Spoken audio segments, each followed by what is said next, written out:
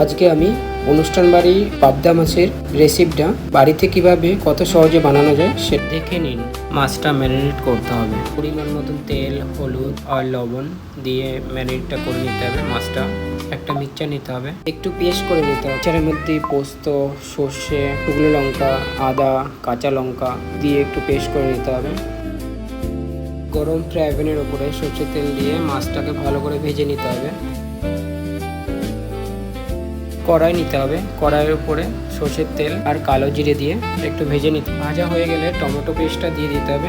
Tomato পেস্টটা ভালো করে একটু পাকিয়ে নিতে হবে। পাকানো হয়ে গেলে একটু পরিমাণ মতো লবণ, হলুদ, লঙ্কার গুঁড়ো দিতে হবে। দিয়ে টমেটো কাঁচা গন্ধটা চলে গেলে একটু সর্ষে বাটা আর পোস্ত বাটাটা দিয়ে দেবো। সামান্য একটু চিনি দিতে ভুলবেন না। আর মশলা থেকে তেল ছেড়ে দিলে পরিমাণ মতন জল ঢেলে দিতে হবে। কটা কাঁচা লঙ্কা দিয়ে দিতে হবে।